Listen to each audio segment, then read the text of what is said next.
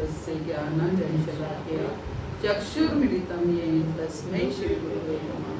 श्रीचैतन्यमनोभीष्टं स्थापितं येन भूतले स्वयं रूपं मह्यं ददाति स्वपदान्तिकं।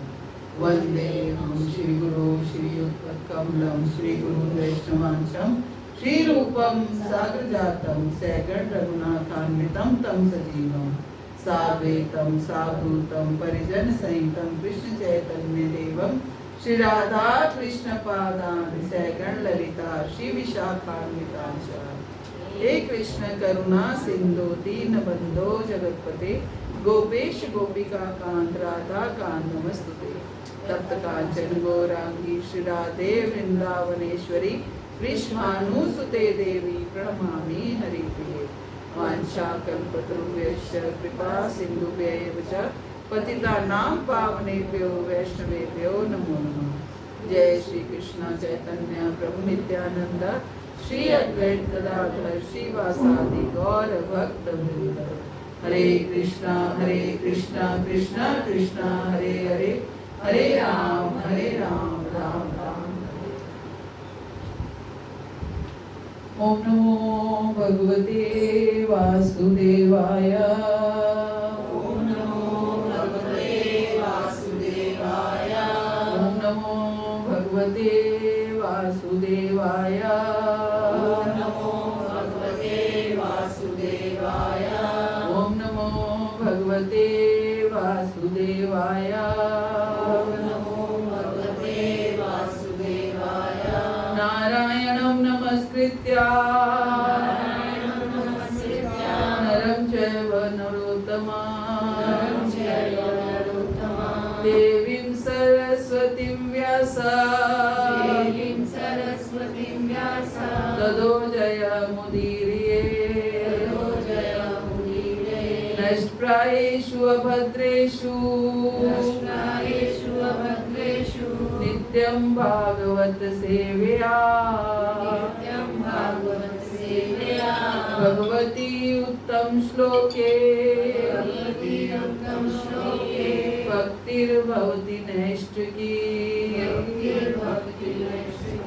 ग्रंथ श्रीमद्भागवतम की ग्रंथ श्रीमद्भागवतम स्कंद 1 अध्याय 1 में से हम पढ़ रहे हैं कि हमने पढ़ा कि पहले कैसे व्यासदेव जी ने शुद्धदेव गोस्वामी ने कैसे ये सिद्ध किया कि कृष्ण भगवान हैं पहले ही श्लोक में, और फिर भागवत की महिमा को 2 श्लोकों में बखान किया। अगले 2 श्लोकों में भागवत की महिमा के बारे में बताया। हमने पिछली क्लास में पढ़ा कि क्या बोला है कि वैदिक साहित्य रूपी कल्प वृक्ष के इस पक्व फल श्रीमद् भागवत को चखो तो, जरा चखो तो। ये श्री सुखदेव गोस्वामी के मुख से निस्तृत हुआ है। ये फल कहाँ से निस्तृत हुआ है? श्री सुखदेव गोस्वामी के मुख से निस्तृत हुआ है।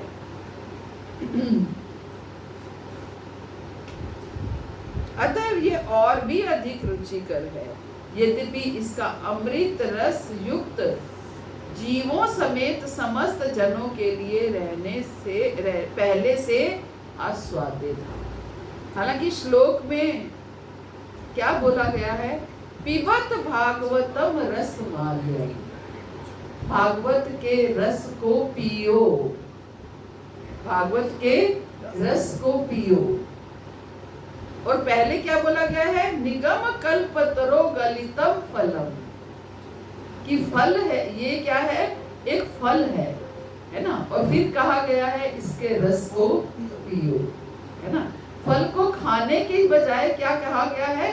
पियो। फल तो हम खाते हैं, लेकिन यहाँ पर पीने की बात की गई है कि ये ऐसा फल है जिसको खाने जगाने की आवश्यकता नहीं है, बस रस ही रस लेते चले जाओ, लेते चले जाओ। ये ऐसा फल है जिसमें ना तो छिलका है ना गुठली। आम खाते हैं तो आम का क्या है? आपको खाना पड़ता है, लेकिन आम जब बहुत पक पक जाता है, परिपक्व अवस्था में आ जाता है, तो वो क्या करते हैं, वो पीने की अवस्था में आ जाता है। फिर जरा सा हम ऊपर से छेक लगा के उसको सक करते करते पी जाते हैं।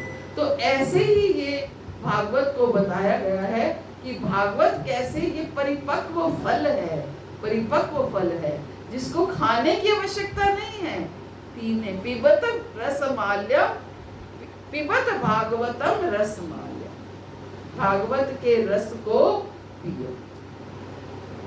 अब आगे मुख्य कथा शुरू होती है भागवत की। ये भागवत हमने पहले भी चर्चा की थी कि भागवत जो है वो पहली बार व्यास देव जी ने शुकदेव गोस्वामी यानी कि अपने पुत्र को सुनाई, और अपने पुत्र के माध्यम से फिर उनके पुत्र ने पहली बार किसको सुनाई, परीक्षित महाराज को। शुक्रताल में जब परीक्षित महाराज को श्राप दे दिया गया कि 1 सप्ताह में तुम्हारी मृत्यु हो जाएगी, तो फिर उस 1 सप्ताह का उन्होंने क्या लाभ उठाने का प्रयास किया कि मैं ये 1 सप्ताह भक्तों के संग में बैठ करके भागवत सुनूं। तो 1 सप्ताह में उन्होंने निराहार रह के, निर्जल रह के, बिल्कुल ना कुछ खाया ना पिया, 1 सप्ताह में उन्होंने पूरे 24 घंटे ना सोए वो, ना उन्होंने निद्रा ग्रहण की। तो 1 सप्ताह में उन्होंने ये भागवत को का श्रवण किया, और उसके बाद भागवत को सुनते सुनते इस शरीर को त्याग दिया। और उसके बाद ये भागवत जो है जब परीक्षित महाराज ने सुनी थी सूत गोस्वामी से, तो परीक्षित महाराज के साथ सूत गोस्वामी ने भी सुनी थी। और भी बहुत से भक्त थे, लेकिन सूत गोस्वामी ने भी साथ में सुनी थी।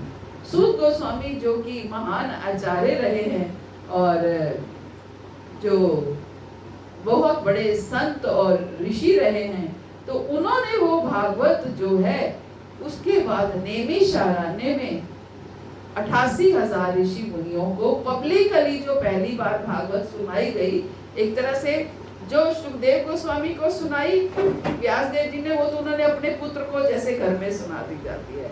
फिर परीक्षित महाराज को सुखदेव गोस्वामी ने सुनाई, वो भी एक किसी पर्टिकुलर कॉज के लिए सुनाई कि उनकी 1 सप्ताह में मृत्यु होने वाली थी, तो इसलिए उन्होंने ये इच्छा की थी कि मैं भागवत सुनना चाहता हूँ। लेकिन पब्लिकली जो भागवत सुनाई गई पहली बार, वो नैमिषारण्य में 88 शौनक आदि 88,000 ऋषि मुनियों को सूत गोस्वामी ने सुनाई। सबने नैमिषारण्य का नाम सुना है? तो नैमिषारण्य बहुत सुंदर जगह है जहाँ पर भागवत सुनाई गई। अगला ट्रिप हम नैमिषारण्य लेके जाने वाले हैं, तो इसलिए सबको वहाँ पर जाकर के 2 दिन रहना है और वहाँ पर भागवत श्रवण करना है। 3 दिन कम से कम भागवत श्रवण वहाँ होना चाहिए। बहुत सुंदर जगह है। हमें गुरु महाराज लेके गए, महाराज के साथ ही मेरा पहला ट्रिप नैमिषारण्य का ही था। बहुत सुंदर महाराज ने वहाँ पर कथा की थी और बहुत ही सुंदर जगह है। अभी भी वो वैसे ही गाँव ही है, अब फिर भी थोड़ा चेंज हो गया। जब मैं पहली बार गई थी तो वहाँ पर रिक्शा नहीं थी, वो जो माल ढोने वाली रेडी है उससे हम बैठ करके जाया करते थे। तो अब तो कहाँ पे है? ये है लखनऊ के पास कह सकते हो, लखनऊ के पास सीतापुर डिस्ट्रिक्ट, हाँ सीतापुर डिस्ट्रिक्ट पड़ता है। तो ये वहाँ पर है। तो बहुत सुंदर जगह है। ऐसी जगहें बहुत कम रह गई हैं, इसलिए हमें अवश्य ऐसी जगह, कैसी भूमि होगी जहाँ पहली बार भागवत सुनाई गई होगी, वो भूमि सिलेक्ट की गई। ब्रह्मा ये डिसाइड हुआ कि ये पहली बार भागवत कहाँ सुनाई जाए। तो ब्रह्मा जी के पास चक्र था। ब्रह्मा जी ने सोचा कि ये भागवत किसी पवित्र भूमि में सुनाना चाहिए। तो ब्रह्मा जी ने उस चक्र को छोड़ा और वो उन्होंने बोला ये चक्र जहाँ जाके गिरेगा वहीं पर भागवत होगी। और वो चक्र वहाँ पर नैमिषारण्य में जाकर गिरा। वहाँ पर अभी भी वो स्थान है, उसको चक्र तीर्थ बोलते हैं। वो चक्र तीर्थ है, तो वहाँ पर लोग स्नान वगैरह भी करते हैं। और नदी भी है, I think Narmada, Gomti, yes Gomti नदी है। तो गोमती नदी में स्नान करते हैं। बहुत सुंदर जगह है। तो हम लोग प्रयास करेंगे कि हमारे पैनल में है नैमिषारण्य का ट्रिप। तो क्या कह रहे हैं, एक बार नैमिषारण्य के वन में एक पवित्र स्थल पर शौनक आदि महान ऋषि गण भगवान तथा उनके भक्तों को प्रसन्न करने के लिए 1000 वर्ष तक चलने वाले यज्ञ को संपन्न करने के उद्देश्य से एकत्र हुए। 1000 वर्षों तक यज्ञ चला। वो पहले वहां पर यज्ञ हुआ, 1000 वर्षों तक वो यज्ञ चला। और एक दिन यज्ञाग्नि जलाकर अपने प्रातःकालीन कृत्यों से निवृत्त होकर तथा श्री सूत गोस्वामी को आदर पूर्वक आसन अर्पण करके ऋषियों ने सम्मान पूर्वक प्रश्न पूछे। अब क्या प्रश्न पूछे? एक्चुअली जो नैमिषारण्य में भागवत सुनाई वो किस तरीके से सुनाई कि पहले ऋषि शौनक आदि 88,000 ऋषि जो थे उन्होंने सूत गोस्वामी से प्रश्न पूछे। फिर उन प्रश्नों के उत्तर में सूत गोस्वामी भागवत सुनाते चले गए। उत्तर देने के को रेफरेंस देते देते भागवत सुनाते चले गए। तो मुनियों ने कहा, हे पूज्य सूत गोस्वामी, आप समस्त प्रकार के पापों से पूर्ण रूप से मुक्त हैं। आप धार्मिक जीवन के लिए विख्यात समस्त शास्त्रों एवं पुराणों के साथ साथ इतिहासों में निपुण हैं, क्योंकि आपने समुचित निर्देशन में उन्हें पढ़ा है और उनकी व्याख्या भी की है। क्या समझ में आई श्लोक से? इससे ये समझ में आती है कि हमें कभी भी किसी आचार्य से, किसी गुरुजनों से, अपने वरिष्ठ भक्तों से या खासतौर से गुरुजनों से जब हम प्रश्न पूछे तो प्रश्न पूछने का तरीका क्या होता है, ये भागवत हमें सिखा रही है। भागवत का हर श्लोक, केवल 8 दिन की भागवत में नाच गाने से कुछ नहीं होगा। भागवत का हर श्लोक हमें सिखाता है। क्या सिखाता है? मुनि प्रश्न पूछना चाहते हैं, लेकिन प्रश्न पूछने से पहले वो क्या कह रहे हैं, हे पूज्य सूत गोस्वामी, आप समस्त प्रकार के पापों से पूर्ण रूप से मुक्त हैं। अर्थात प्रश्न पूछने से पहले वो जो वक्ता है उसको ग्लोरीफाई कर रहे हैं, उसकी गुणावलियों को गा रहे हैं, कि क्योंकि वो समझ रहे हैं कि ये सूत गोस्वामी जो हैं ये व्यास गद्दी पर बैठे हैं और इनका जो ओहदा है, इनका जो पद है, ये हमसे बहुत ऊंचा है। तो इसलिए हम उनसे प्रश्न पूछ रहे हैं, कहीं प्रश्न पूछने में हमसे कोई गलती ना हो जाए, इसलिए पहले हम उनको ग्लोरीफाई कर रहे हैं, उनको उनकी गुणों को गा रहे हैं। क्या कह रहे हैं? आप समस्त प्रकार के पापों से पूर्ण रूप से मुक्त हैं, आपको कोई भी पाप छूता नहीं है। आप धार्मिक जीवन के लिए विख्यात समस्त शास्त्रों एवं पुराणों के साथ साथ इतिहासों में निपुण हैं। आप क्या हैं? धार्मिक जीवन के साथ समस्त प्रकार के जो विख्यात शास्त्र हैं और पुराण हैं, उन सारे शास्त्रों, पुराणों और इतिहासों में आप निपुण हैं, क्योंकि आपने समुचित निर्देशन में उन्हें पढ़ा है। क्यों निपुण हुए आप? कैसे निपुण हुए? क्योंकि आपने समुचित निर्देशन में उन्हें पढ़ा है। इसका अर्थ क्या है कि हम शास्त्रों को घर बैठ के भी पढ़ नहीं सकते जब तक कि हम समुचित निर्देशन से उसको ना पढ़ें। कोई पढ़, जब हम एक अल्फाबेट की बुक घर में नहीं पढ़ सकते, हम दूसरी, चौथी, 5वीं कक्षा की किताबें घर में बैठ के नहीं पढ़ सकते, उनको किसी टीचर की आवश्यकता है पढ़ाने के लिए, हम इतने बड़े बड़े शास्त्र खुद से पढ़ सकते हैं। हम खुद भी पढ़ के देखें तो क्या हमें समझ में आती है? जो हम आपस में इकट्ठे बैठ करके, मिलकर के बैठ करके पढ़ते हैं और उसके ऊपर चर्चा करते हैं, अगर आप कोई भी हम में से ये श्लोक अकेले बैठ के पढ़ता तो इसका एक कंक्लूजन निकाल के नहीं आ सकता था कि ये क्यों बोला गया, कि जस्ट ठीक है कि बोला गया, लेकिन कंक्लूजन निकालना कि हाँ ये क्यों बोला गया, इस श्लोक ने हमें क्या सिखाया कि हमें किसी से प्रश्न, खासतौर से गुरुजनों से, आचार्यों से, संतों से। आप ब्रज में जाएंगे तो आपको ब्रज में बहुत उच्च कोटि के संत मिलेंगे। मन करता है उनसे बात करने को, मन करता है उनसे प्रश्न करने को, लेकिन कभी कभी भय भी लगता है कि पता नहीं उनको कैसा लगेगा कि अगर हम प्रश्न पूछेंगे। इसलिए सबसे पहले क्या कार्य करें, तो जी आप तो बहुत महान हैं, आप तो ना जाने कब से ब्रज में रह रहे हैं, आपके अंदर तो ब्रज के कण कण समाया हुआ है, आप जैसा बखान कर पाएंगे ऐसा तो हम, आप तो ना जाने कब से ब्रज में रह रहे हैं, आपके अंदर तो ब्रज के कण कण समाया हुआ है, आप जैसा बखान कर पाएंगे ऐसा तो हम सोच भी नहीं सकते। कृपया मैं ये जानना चाहती हूँ, ये बताइए। ये तरीका है प्रश्न पूछने का। हालांकि जो कुछ हम पूछ रहे हैं वो हम पुस्तकों में भी पढ़ सकते हैं, है ना, किताबों में भी पढ़ सकते हैं।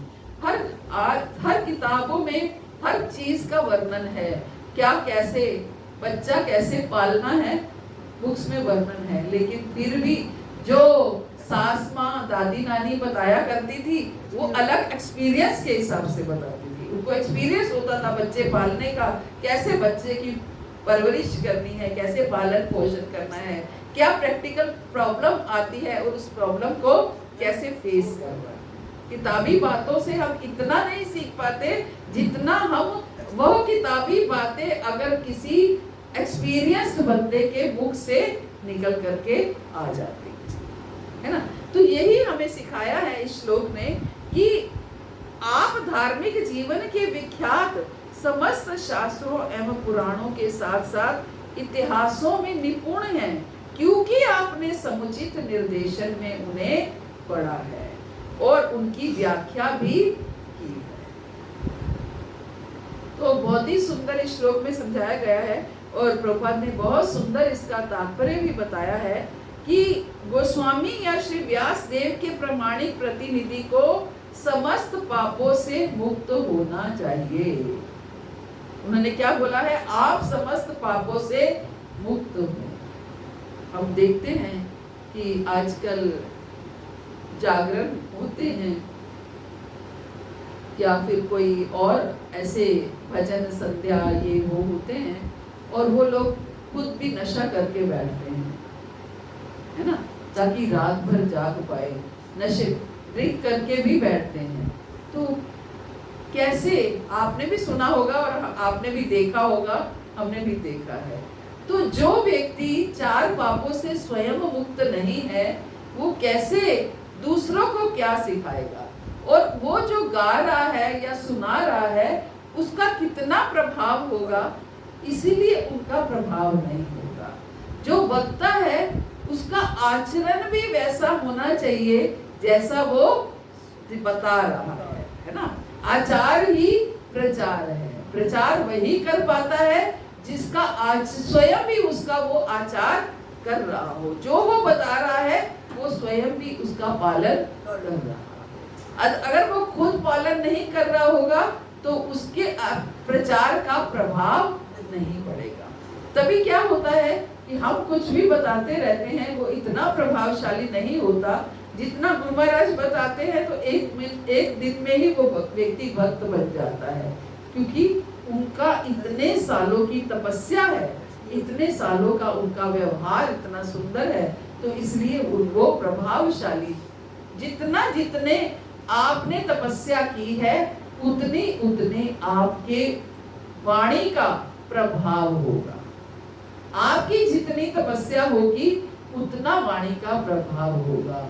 आप 4 नियमों से मुक्त हैं, 4 नियमों को पालन कर रहे हैं, 4 पापों से मुक्त हैं, तो 4 पापों से मुक्त होकर के आप जैसे जैसे वो आप अपने आचरण में लाते हैं वैसे वैसे आपकी वाणी प्रभावशाली होती जाती है।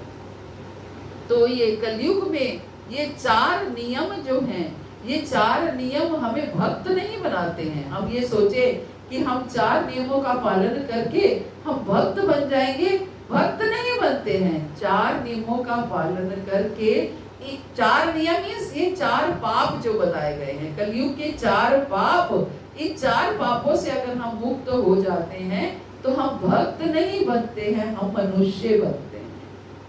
अगर हम इन चार पापों से मुक्त नहीं होते, यानी कि इन चार नियमों का पालन नहीं करते, तब तक हम मनुष्य भी नहीं, फिर तो पशु में और हम में कोई अंतर नहीं है। हम जो मर्जी जो आता है वो खा लेते हैं।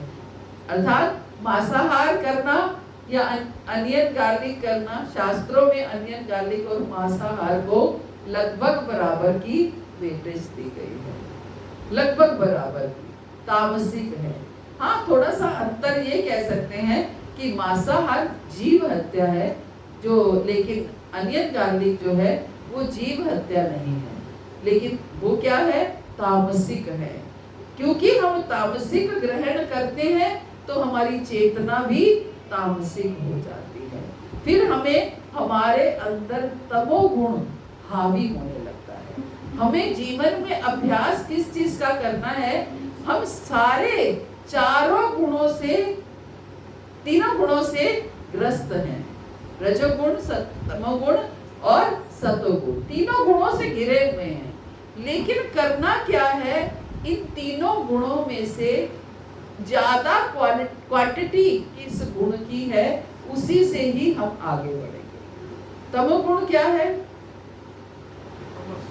तमस, तमस कि हमें आलस से निद्रा में डाले रखता है, हमें किसी भी कार्य को करने की अनुमति नहीं देता, करने ही नहीं देता, है ना। रजोगुण क्या है, रजोगुण में आलस से निद्रा नहीं है, रजोगुण में शरीर की फुर्ती है, फुर्ती है, लेकिन वो फुर्ती किसके लिए है, अपने लिए, संसार के लिए, परिवार के लिए, है ना, भौतिक संसार के लिए, भौतिक लोगों के लिए, उसके लिए वो फुर्ती है। और सतोगुण में भी फुर्ती है, लेकिन वो फुर्ती किसके लिए है, भगवान के लिए, है ना, भगवान के लिए। तो अब हमें करना क्या है, गुण तो तीनों ही रहेंगे, जब तक हम जीवित हैं तब तक हम गुण, इन तीनों गुणों में घिरे रहेंगे, है ना। भगवान ने स्वयं कहा है, देवी ऐसा गुणमयी मम माया दुरतया मामेव ये प्रपद्यन्ते माया में ताम करती। ये मेरी तीन गुणों वाली माया को पार पाना बहुत कठिन है। कौन इसे पार कर सकता है, मामेव ये प्रपद्यन्ते, जो मेरी शरण में आ जाता है वो इसे पार कर जाता है ना।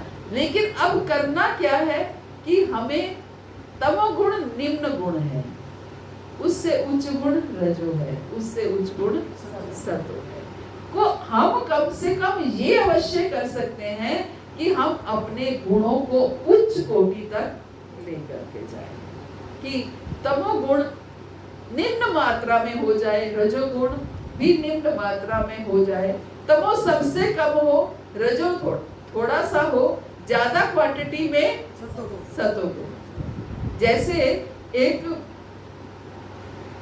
जार में बहुत सारा गंदगी है या रेत है या कूड़ा है या कुछ भी कह सकते हैं, अगर उसमें आप स्वच्छ जल डालेंगे तो आप जल डालेंगे तो क्या होगा, पूरा जल गंदा हो जाएगा, क्योंकि नीचे धूल है, मिट्टी है, तो पूरा पानी जो है वो गंदा हो जाएगा।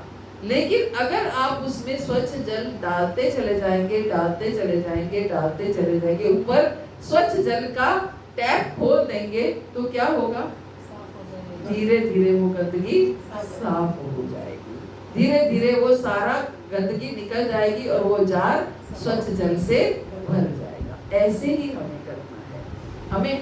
हम सबके अंदर तमोगुण, रजोगुण, सतोगुण सब कुछ है, लेकिन अगर हम सतोगुण के प्रभाव में रहेंगे, ज्यादा से ज्यादा सतोगुण के प्रभाव में रहेंगे, तो धीरे धीरे रजोगुण कम हो जाएगा, तमोगुण समाप्त होता चला जाएगा, है, समाप्त होता चला जाएगा, धीरे धीरे कम होता होता समाप्त हो जाएगा, कि 1% तमोगुण रह गया, 2% रजोगुण रह गया और 98% है ना, 97% क्या रह गया, सतोगुण रह गया। तो जब 97% सतोगुण हो जाएगा तो प्रभाव किसका होगा? सतोगुण का होगा। तो जो समय हमारा रजोगुण या तमोगुण में भी निकलता है वो भी फीके पड़ जाएंगे, वो भी सतोगुण के ही प्रभाव में आ जाएंगे। तो ये हमें करना है, ये सीखना है, यही समझाया गया है कि 4 नियमों का पालन करके हम 4 पापों से मुक्त होते हैं और 4 पापों को छोड़ करके हम मनुष्य बनते हैं। अदरवाइज हम मनुष्य भी नहीं बनते हैं। छोटी छोटी बातों पे हम कलमश आता है हमारे दिमाग में, हमेशा किसी को हम गलत समझने लगते हैं कि उसने ऐसा क्यों किया। क्यों? क्योंकि अभी हम रजोगुण के प्रभाव में है ना, रजोगुण के प्रभाव में। तो ये हमें सीखना है। और दूसरा क्या है, नियम क्या है हमारा? नशा नहीं करना। पहला क्या है? मांसाहार नहीं करना, यानी कि सब जानते हैं मांसाहार पाप है ना। और अनियन गार्लिक खाना ये भी पाप के समान ही है। क्योंकि एक अगर हम भक्त बनना चाहते हैं, अगर हम भक्त बनना चाहते हैं तो भक्त क्या कहता है कि मैं जो खाऊंगा वो भगवान को अर्पित करके खाऊंगा। और भगवान अनियन गार्लिक ग्रहण नहीं करते हैं, भगवान सात्विक भोजन ग्रहण करते हैं। तो फिर अगर हम लहसुन प्याज खा रहे हैं तो इसका मतलब भगवान को अर्पित करके नहीं खा पाएंगे। तो जो भोजन भगवान को अर्पित नहीं किया, भगवद गीता में भगवान क्या कहते हैं? पाप खाते हैं। कौन सा श्लोक है? यज्ञ शिष्टाशिनो संतो मुच्यन्ते सर्व किल्बिषे भुजन्ते ते त्वकं पापा ये भजन्ति आत्मकारणा। कि यदि आप भोजन को यज्ञ, ये भी एक यज्ञ है। यज्ञ केवल हवन कुंड में सामग्री डालनी नहीं है। यज्ञ क्या है? जिससे भी आपका आध्यात्मिक जीवन बढ़ता है, आध्यात्मिक उन्नति होती है, वो यज्ञ है। अगर आप भगवान को अर्पित करके भोजन ग्रहण करते हो तो आपकी आध्यात्मिक उन्नति होती है। कहते हैं कि 7 साल अगर आप केवल प्रसाद ग्रहण करते हो, केवल प्रसाद का अर्थ है कि आपके अंदर जो कुछ भी जाता है वो केवल और केवल भगवान को अर्पित भोजन जाता है। आप जो भी खाते हो वो भगवान को अर्पित करके अगर 7 साल तक खाते हो तो आपके शरीर की कोशिकाएं भी बदल जाती हैं। आपके शरीर की कोशिकाएं भी बदल जाती हैं। कोशिकाएं बदलने का अर्थ क्या है? कोई ये थोड़ी कि हमारी नसें बदल जाएंगी या कुछ हमारे अंदर चेंज हो जाएगा। प्रभाव, तमोगुण का प्रभाव कम हो जाएगा, समाप्त हो जाएगा। क्योंकि अभी अंदर कहते ना, जैसा खाओ अन्न वैसा होता है मन, है ना। तो अभी अंदर तमोगुण का प्रभाव है।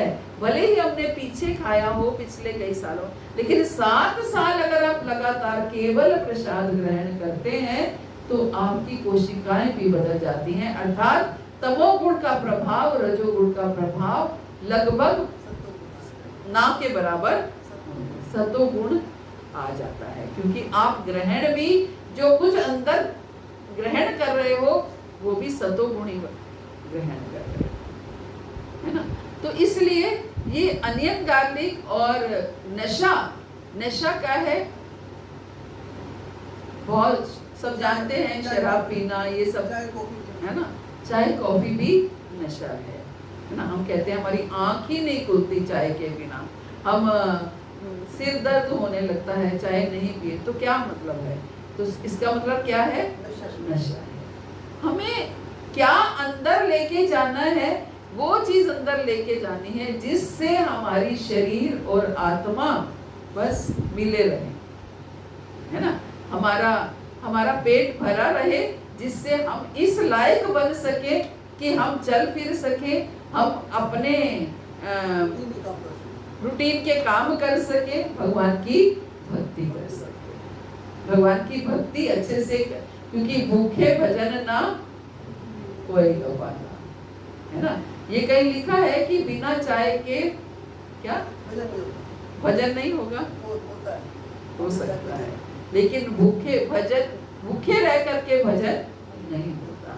हमारे षड गोस्वामी ने तो वो भी सिद्ध करके दिखाया। पूरे दिन में एक कप छाछ का पी पी करके वो भजन करते थे। एक कप छाछ ग्रहण करते थे और भजन करते थे। एक बार रघुनाथ दास गोस्वामी आप कभी अगर राधा कुंड गए हो तो उनकी भजन स्थली है राधा कुंड में, रघुनाथ दास गोस्वामी पाद की।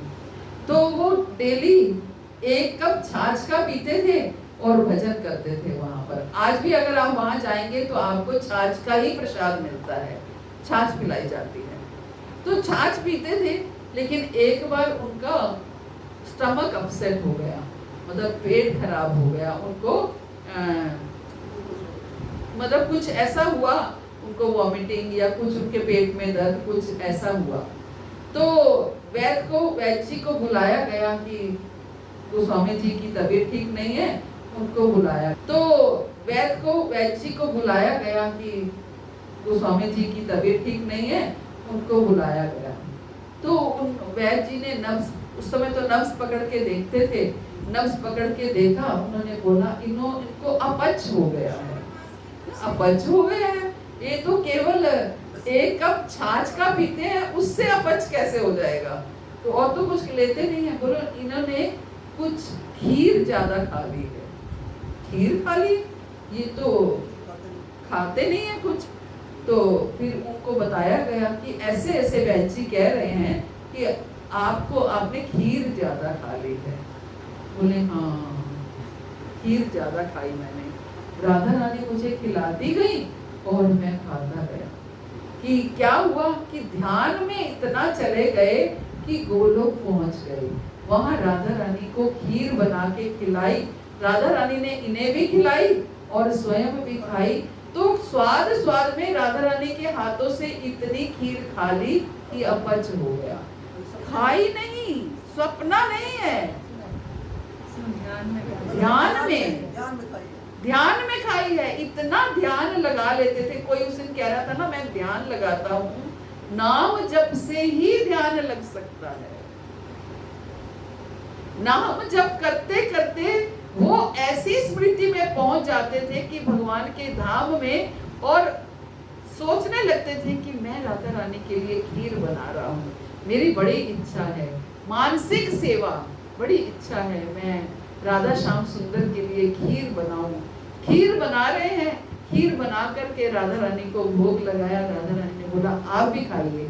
खिलाती गई राधा रानी अपने हाथ से और मैं खाता गया। तो कुछ ज्यादा खा गया, उससे अपच हो गया। ये भक्त होते हैं, है ना। ये हमारा लेवल है, यहाँ तक हमें पहुंचना है। हमारे गोस्वामी ने ये लेवल हमें दिखाया है। उस दिन कोई पूछ रहा था ना, ये षड गोस्वामी कौन है? ये विग्रह है ना षड गोस्वामी का, ये सब 6 गोस्वामी, ये गोस्वामी है। केवल आप देखिए क्या पहन रखा है इन्होंने, कोपीन पहन करके रहते थे, एक छोटी सी धोती, बस ये पहन करके रहते थे। कौन थे? बंगाल के मिनिस्टर्स थे, कोई छोटी मोटी हस्ती नहीं थे। बंगाल के मिनिस्टर्स थे और अपना सब कुछ दान करके बांट करके निकल आए। ये नहीं सोचा कि पहले वृंदावन में एक कोठी बना लूं तो वृंदावन में जाऊंगा, एक घर ले लूं तो वृंदावन में जाऊंगा। वृंदावन किस लिए जा रहा हूँ? क्योंकि मैं कृष्ण पर आश्रित हूँ, कृष्ण पर आश्रित होना चाहता हूँ। तो ये लेवल, ये हमारे लिए पैरामीटर उन्होंने सेट किया है कि यहाँ तक तुम्हें पहुँचना है। इसलिए ये सेट किया है कि कहीं तुम थोड़ा सा भी करो और अहंकार में ना आ जाओ कि मैं तो क्या कर लेता हूँ, मैं तो भक्त बन गया, मैं तो 4 नियमों का पालन करता हूँ। हमने सीखना है कि क्या ये लोग करते थे, है ना। तो ये इनकी साधना होती थी कि अपनी साधना में चेतना उनकी कहाँ पहुंच जाती थी कि केवल चेतना में ही वो भगवान के धाम पहुंच जाते थे और वहां सब कुछ खा भी आते थे, है ना। तो ये है, मीराबाई स्वयं गई थी गोलोक, स्वयं जीवन सशरीर गोलोक वही थी। माधवी नाम था उनका पहले अपने पूर्व जन्म में, तो सशरीर वो गोलोक गई और वहां से वापिस लौट करके आई। ये भक्त हैं हमारे, हमें इन भक्तों को समझना है। कलयुग की भक्त हैं, षड गोस्वामी कलयुग के भक्त हैं। ये नहीं हम कह सकते कि आज के समय में ऐसी भक्ति कैसे हो सकती है, कोई बहुत पुरानी बात नहीं है। मीराबाई जो है वो 500 साल पुरानी है, षड गोस्वामी भी लगभग 500 साल पुराने, समकालीन है, लगभग आगे पीछे के हैं। तो हम भी ये सब कर सकते हैं, लेकिन हमारी भावना शुद्ध होनी चाहिए। और तीसरा नियम जो है, तीसरे पाप क्या है? गैम्बलिंग। हम सब जानते हैं ये पाप है। जो चीज हमें भक्ति से दूर कर रही है वो पाप है ना। हम जुआ खेल करके या अपने पैसे को शेयर मार्केट में लगा करके टेंशन में रहें कि पैसा कैसे हमारा आएगा या नहीं आएगा, तो ये क्या है? फिर हम भक्ति से दूर हो रहे हैं। और चौथा पाप क्या है? पुरुष पर स्त्री गमन, है ना। हम किसी पर स्त्री से या पर पुरुष से संबंध बनाते हैं, तो ये सबसे बड़ा पाप। तो इस तरीके से इन 4 पापों को का निषेध, उनको केवल ग्लोरीफाई कर रहे हैं, ग्लोरिफिकेशन में ही उनको ये कह रहे हैं कि आप तो 4 पापों से मुक्त हैं। किसी गोस्वामी को, प्रभुपाद कहते हैं, किसी गोस्वामी को व्यास आसन पर बैठने का तभी साहस करना चाहिए जब वो इन 4 पापों से मुक्त हो। तभी किसी गोस्वामी को व्यास आसन पर बैठने का साहस करना चाहिए। हम देखते हैं जो भागवत कथा करते हैं वो भी लहसुन प्याज खाते हैं, कोई नियम नहीं है। तो प्रभुपाद क्या कह रहे हैं?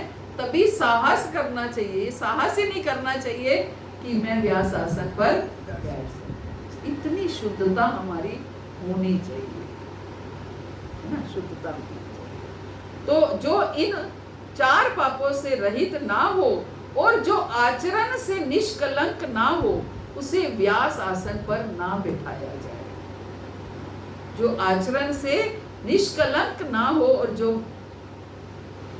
इन 4 पापों से रहित ना हो, उन्हें व्यास आसन पर ना बिठाया जाए।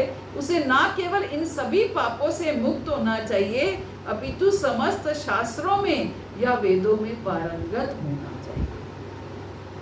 पुराण भी वेदों के ही अंग हैं और महाभारत या रामायण जैसे इतिहास भी वेदों के ही अंग है। आचार्य अथवा गोस्वामी को इन ग्रंथों से पूर्ण रूप से अवगत होना चाहिए और उनको पढ़ने की अपेक्षा उनका श्रवण और उनकी व्याख्या अधिक महत्वपूर्ण है। तो हमें मुख्य तौर से ये 4 नियमों का पालन करने के लिए निर्देश दिया जा रहा है कि अगर हम थोड़ा सा आगे बढ़ना चाहते हैं तो हमें इन 4 पापों से मुक्त होना है, तभी हम मनुष्य बन पाएंगे। हरे कृष्णा। श्री प्रभुपाद की जय, गुरु महाराज की जय। आप सब भक्तों तो किसी का कोई प्रश्न हो? एक तो ये है कि कृष्ण को पाना भी जो है एक नशा है। यस। हाँ जी। यस। तो वो नशा के और दूसरा आपने कहा कि जो क्या कहते हैं राजा परीक्षित जी को, हमने सुना होगा राजा परीक्षित जी को सांप ने डसा था और कहानी जो सुनी, पर आपने तो कहा कि जैसे 7 दिन उसने सुना, फिर वो जो है मतलब वो हो गए थे। तो सांप के डसने से हुए थे ना? नहीं तो 7वें दिन सांप ने डसा। 7वें दिन उनको देखो, कोई जिसकी किसी भी व्यक्ति की, मनुष्य की मृत्यु होती है तो कोई ना कोई कारण तो होता है ना। उनका कारण ये था कि उनको तक्षक सांप ने डसा था 7वें दिन। हाँ, ये भी बताया था कि 7वें दिन तक्षक, क्योंकि उनको श्राप क्या मिला था कि उन्होंने श्रृंगी मुनि के गले में मरा हुआ सांप डाल दिया था, ये श्राप। एक मुनि थे, उनके गले में उन्होंने मरा हुआ सांप डाल दिया था। तो उनके पुत्र ने देखा कि मेरे पिता के गले में मरा हुआ सांप डाल दिया है, इतने बड़े मेरे पिता इतने बड़े संत हैं, तो उनको क्रोध आ गया और क्रोध के मारे उन्होंने श्राप दे दिया कि 7 दिन में तुम्हारी मृत्यु हो जाएगी, 7वें दिन तुम्हें तक्षक सांप के काटने से मिलेगी। तो 7वें दिन उन्हें तक्षक सांप ने ही काटा था उनके मृत्यु।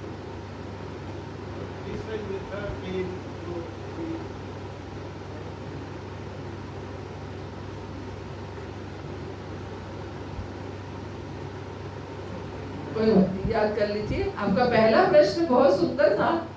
क्या था पहला प्रश्न? पाना एक नशा है, तो ये नशा कैसे लेके आए?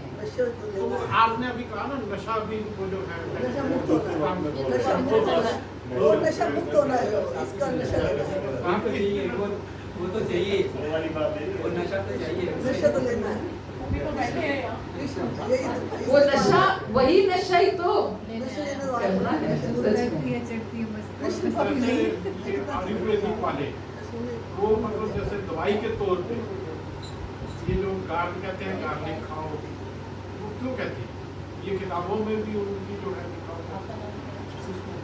यही आप जैसे जैसे दवाई की बात अलग है, लेकिन दवाई के तौर पे गार्लिक खाना क्या उसका कोई सब्स्टिट्यूट नहीं है क्या? या जो लोग अनियन गार्लिक नहीं खाते हैं वो क्या ठीक नहीं होते हैं क्या? या फिर जो गार्लिक खाते हैं वो सारे ठीक हैं क्या? आप बताइए, उनको कोई तकलीफ नहीं है जो अनियन गार्लिक खाते हैं? या वो बीमार नहीं होते हैं क्या? कुछ ऐसा नहीं है।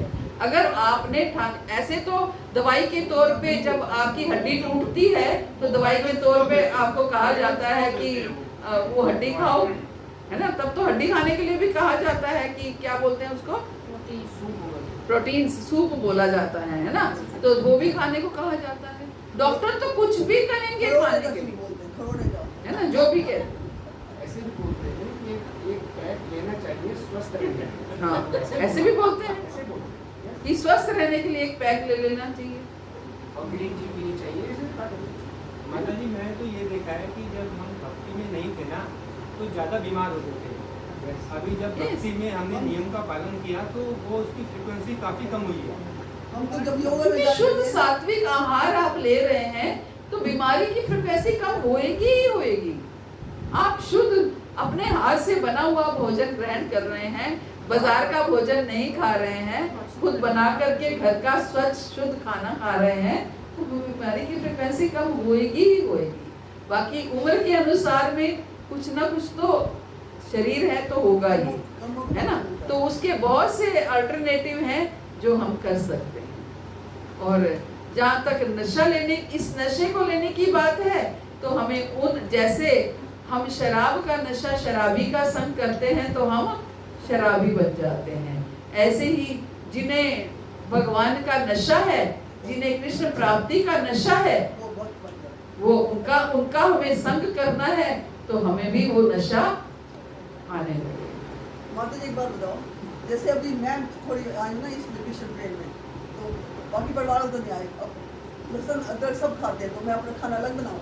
तो बनाइए, हम भी तो बनाते थे। अच्छा। मैं पहले आई अपने घर में भक्ति में, मेरे प्रभु जी बाद में आए, मेरे बच्चे बाद में आए, तो मैं अपना अलग बनाती थी। फिर शुरुआत तो ऐसे ही होती है, अलग ही बनाना पड़ता है, सारे थोड़ी एकदम से आ जाएंगे। तो शुरू नहीं कर सकते, नहीं कर सकते, बिल्कुल नहीं कर सकते। लेकिन धीरे धीरे आप देखना, जब आप अपना अलग से बनाओगे उनको आपका भोजन ज्यादा अच्छा लगेगा, अपना कम लगेगा। क्योंकि इसलिए क्योंकि आप बनाओगे तो भगवान को भोग लगाओगे और भोग लगा करके खाओगे तो वो स्वाद अपने आप हो जाएगा, है ना? तो इसमें पहले अपना ही बनाना पड़ता है, बाद में धीरे धीरे सब अपने आप हो जाता है। बाकी सब कुछ ठीक है, चाय कॉफी को छोड़ दे, नहीं पीती ज्यादा, तो बस ये सबसे पहले 16 माला, 16 माला कीजिए, नियमों का पालन कीजिए, सच में मनुष्य बनने के लिए बहुत आवश्यक है। कोशिश करती हूँ, कोशिश करें।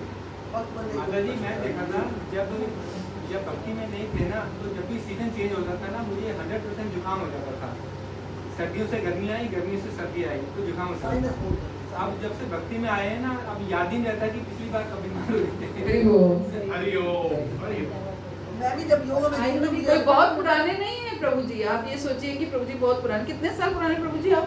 माता जी मैं बहुत पुराने हैं। नहीं, बहुत पुराने नहीं है।